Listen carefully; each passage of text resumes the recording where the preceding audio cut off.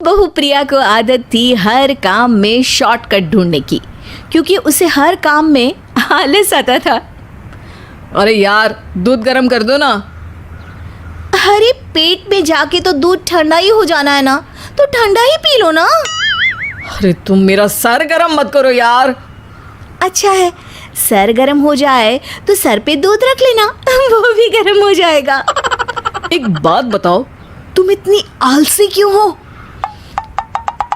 अरे बोलो ना, इतनी आलसी क्यों हो? प्रिया जवाब दो। जवाब देने में आलस आ रहा है। पति वहां से उठ के बड़बड़ाते हुए खुद दूध गर्म करने चला जाता है और प्रिया अपनी आंखें बंद करके सोफे पर लेट जाती है। प्रिया की इस आदत का घर वाले सबको पता तो था ही, अब तो बाहर वाले भी उसको आलसी बोलने लगे थे। अरे बहू सुन ना, एक गुड न्यूज़ है। क्या माँ जी, आप सब कुछ मेरे नाम करने वाली हैं क्या?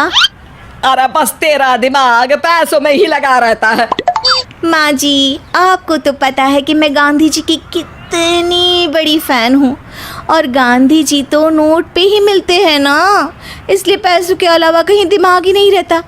वैसे गुड न्यूज़ क्या है? अरे गुड न्यूज़ ये है कि मेरी कुछ सहेलियां आने वाली है। हैं? ये भी कोई गुड न्यूज़ है क्या? जब भी आपकी सहेलियां आती हैं, मेरे किसी न किसी काम में खोट निकाल की जाती हैं। हमेशा कोई कमी दिखी जाती है उनको मेरे काम में, और मुझे आलसी बोलते हैं वो लोग। अरे तो ऐसा समझ कि आज तेरे पास मौका है उनकी नजरों में अच्छा इम्प्रेशन जमाने का। कैसे कैसे? उनके लिए खाने की इतनी स्वादिष्ट चीजें बना कि वे उंगलियां चाटती रह जाए। माँ जी, ये तो आप मुझे नया काम पकड़ा रही हो। अरे मेरी सहेलियों से तारीफ पानी है कि नहीं? हाँ, पानी तो है। तो बस जाओ, बन जाओ बावर्ची, लगाओ तड़का, कल शाम को आएंगी वो। अगले दिन सास सुबह से घर के बाहर अपनी सहेलियों के पास चली जाती है, और शाम को सब प्रिया के हाथ का खाना खाने घर आते हैं। आज देखते हैं कि प्रिया बनाती क्या है। हाँ हाँ, पिछली बार हमने बोला कुछ हल्का खाएंगे तो पापड़ फ्राई करके ला दिए थे बस। हाँ, और उसके पहले जब आए थे और बोला था कि भारी खाना खाना है तो तरबूज काट कर ले आई थी। बोल रही थी तरबूज भारी होता है ना। अरे बस भी करो, इतनी बुरी नहीं है मेरी बहू। तभी बहू वहाँ खाना लेकर आती है। पनीर कोफ्ता, भिंडी मसाला, शाही मसाला, दाल, डबल तड़का, लच्छा पराठा, मिस्सी रोटी। अरे बस बस बहू, इतना सारा खाना। अरे अभी तो और भी है, फ्राइड राइस भी है अभी तो आपके लिए, और हाँ, अरे सूप लाना तो भूल ही गई मैं। अरे लगता है पिछली बार की कमी आज पूरी कर ही देगी बहू। हाँ हाँ, आप खाइए तो। हाँ खाएंगे तो सही, इतना खाना बना तो दिया है, अब देखना भी तो पड़ेगा ना कि बना कैसा है। हाँ हाँ, लगा ले भोग खुद को। खाना चखते ही तीनों सहेलियां प्रिया की वाहवाही करने लगती है। अरे शानदार, जबरदस्त, जिंदाबाद, मजे आ गए प्रिया। प्रिया की सास भी कमाल है, बहू को क्या जायकेदार खाना बनाना सिखाया है। अरे मान गए भाई, इतना अच्छा खाना तो हम में से किसी की बहू नहीं बनाती, और हम भी नहीं बनाते, झूठ क्यों बोले। अरे बस करो बस करो, खाने पे ध्यान दो, बोलती ही रहोगी तो खाओगी कब। ये लो, थोड़ा पनीर और ले लो। सास भी सहेलियों के साथ खाना खाने लगती है, पर बहू के साथ अपनी भी तारीफ सुनकर सास मन ही मन फूली नहीं समा रही थी। प्रिया ने बड़ी खुशी से सबको खाना परोसा, और सब ने झट से खाना खत्म भी कर दिया। राधे राधे, मजा आ गया।